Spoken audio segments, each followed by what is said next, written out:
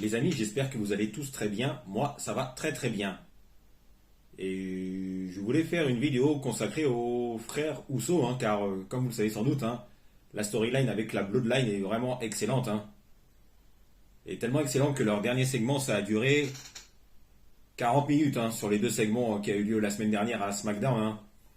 Ce qui fait que les autres matchs ont dû être plus courts que prévu. Je pense notamment au match entre AJ Styles et Karrion Kross et au segment entre Asuka, Bianca Belair et Charlotte Flair pour le titre mondial féminin. Hein. Et je voulais vous faire cette vidéo consacrée à Jay et Jimmy Uso, hein, puisque il y a eu récemment une interview d'un des deux Usos, je ne sais plus lequel, hein, et il avait expliqué que leur rêve c'était de s'affronter au moins une fois à WrestleMania. Hein. Donc c'est pourquoi j'avais envie de faire cette vidéo avec vous. Hein. Mais tout d'abord, hein, je tiens à vous dire que j'ai passé un très très bon week-end à la TwitchCon à Paris. Hein. Et c'était un très très bon week-end à la TwitchCon hein, à Paris hein, où j'ai fait de très très belles rencontres avec les meilleurs streamers et streameuses du monde. Et c'était très bon. Ce qui fait que du coup, hein, il y a un petit peu moins de vidéos ces derniers temps. Hein. Mais bon là, cette semaine, ça y est, c'est reparti. Hein, et j'ai plein de sujets en tête. Hein. Pour des nombreuses vidéos à venir, hein, que ce soit concernant le football ou le catch. Hein. Mais cette fois-ci, on reste dans le catch. Hein, puisque, comme je l'ai dit il y a quelques instants, hein, on va parler des frères Uso hein, et la possibilité de les voir s'affronter à WrestleMania 40. Hein, puisque j'ai lu sur Catch News hein, que un des deux frères Uso, hein, je ne sais plus si c'est Jay ou Jimmy, hein, avait expliqué dans une récente interview que leur rêve c'était de s'affronter au moins une fois à WrestleMania. Hein. Et du coup, pourquoi pas à WrestleMania 40. Hein. Et pour vous dire la vérité, hein, je ne pensais pas ça il y a à peu près quoi, 10 ans. Mais là, aujourd'hui, hein, si on a un Jay face à Jimmy, entre les frères Jay face à Jimmy Uso à WrestleMania 40, hein, alors là, je valide totalement à 100%. Hein, vu que, vu que la storyline avec la Bloodline est excellente. Hein. Et c'est tellement excellent que le dernier segment, hein, les deux derniers segments ont duré sur l'ensemble, ont duré au total 40 minutes, hein, ce qui fait que les autres matchs ont été raccourcis. Hein, je pense notamment au AJ Styles Karrion Kross qui a été raccourci, et au segment entre Asuka, Bianca Belair et Charlotte Flair qui a été raccourci aussi, hein, car le segment avec la Bloodline a duré plus longtemps que prévu. Et Et comme vous le savez sans doute, hein, ce n'est pas la première fois qu'on verrait deux frères s'affronter à WrestleMania, hein, puisqu'on a eu les frères Brett et Owen Hart qui se sont affrontés à WrestleMania dans les années 90, et je ne sais plus quelle édition. Hein. Enfin, dites-le moi en commentaire hein, si vous avez l'édition de WrestleMania où Brett et Owen Hart se sont affrontés. Hein. Enfin, moi, je ne peux pas trop donner mon avis là-dessus, puisque je ne regardais pas trop le catch encore à cette époque-là. Et ensuite, le dernier match entre frères à WrestleMania que j'ai en mémoire, c'est le match entre les frères Hardy, hein, Matt et Jeff Hardy. Hein. Et comme vous le savez sans doute, hein, Jeff Hardy défendait son titre WWE face à Edge. Ensuite, on a une intervention de Matt Hardy avec une chaise, alors qu'on pensait tous qu'il allait aider Jeff. Et au final, pas du tout. Et on a bien eu une trahison de Matt Hardy hein, sur Jeff Hardy hein, qui nous a amené à un match à WrestleMania 25, le 25e anniversaire de WrestleMania en 2009. Et il me semble qu'il y avait une stipulation, mais je ne sais plus laquelle. Hein. Donc, voilà, si vous avez, n'hésitez pas à dire en commentaire la stipulation du match entre Matt Hardy et Jeff Hardy à WrestleMania 25. Hein. Enfin, moi, j'ai totalement oublié la stipulation, mais il me semble qu'il y en avait une. Mais à vérifier quand même. Hein. Et ensuite, je crois que c'est tout. Hein. Et je précise que la vidéo hein, est un peu. Et je précise que que la vidéo parle des frères catcheurs qui se sont affrontés à WrestleMania, hein, pas des membres d'une même famille. Hein. Et du coup, hein, je ne peux. Et du coup, le match entre Dominic et Rey Mysterio à WrestleMania 39 récemment, hein, n'est du coup pas concerné puisque c'est un match entre père et fils et non pas entre frères. Enfin bon, ça c'est une autre histoire, hein. Et là on en revient aux Usos puisque ça fait depuis quoi 2010, 2009, 2010 que les Usos sont dans le roster principal, hein. Et il faut dire que c'était un peu compliqué au début pour les Usos, hein, puisqu'ils s'étaient retrouvés, parce que c'était un peu compliqué pour les Usos au début, hein, puisqu'ils s'étaient retrouvés dans des programmes qui n'étaient pas forcément très intéressants et qui se retrouvaient parfois beaucoup trop souvent dans les kick-offs de WrestleMania, hein. Enfin jusqu'à maintenant quoi, hein. Et c'est bien au milieu des années 2010, hein, que ça devenait intéressant pour les Usos, hein, qui ont eu de très très bonnes rivalités, hein, notamment on pense et de très bons matchs, hein, et on pense notamment au match face au New Day, hein, entre les Usos et les New Day qui sont toujours excellents. On pense à d'autres matchs des Usos face à Eric Rowan et Luke Harper par exemple.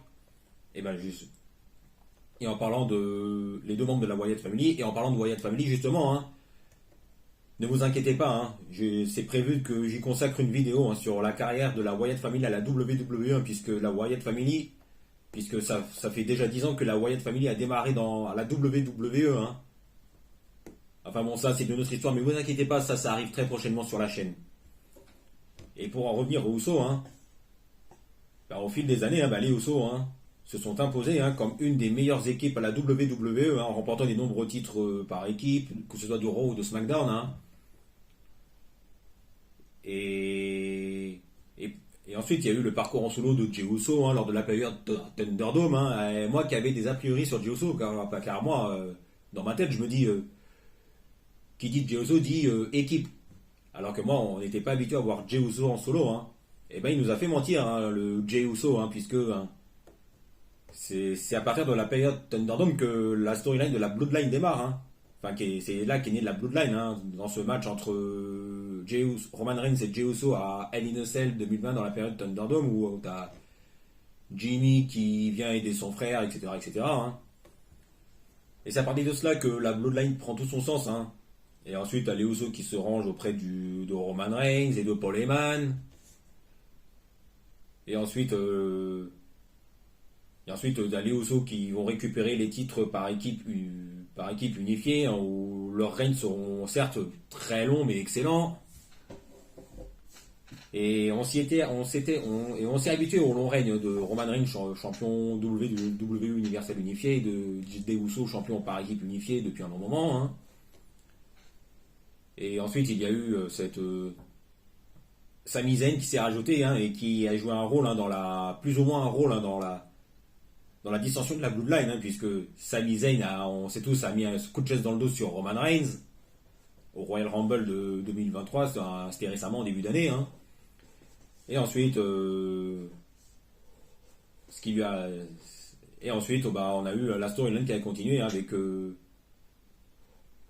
avec Cody Rhodes, hein, qui a tenté de mettre fin au règne interminable de Roman Reigns, mais bon, Roman Reigns avait bénéficié de l'aide des Usos, hein, et aussi de Solo Sikoa, hein, le petit frère des Usos, hein, qui est le dernier membre actuel de la Bloodline, hein, qui s'est rajouté, hein.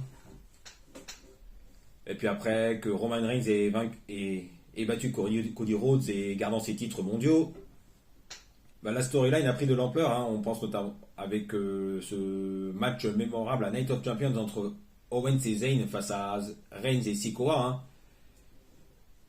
avec les Usos qui sont venus coûter les titres par équipe à Reigns et Sikoa, hein, ce qui a accentué un peu plus, hein, l'annonce de la fin de la Bloodline, hein. Et ça s'est confirmé avec Jey Uso qui a mis un kick sur Roman Reigns il y a quelques semaines lors d'un épisode de SmackDown, et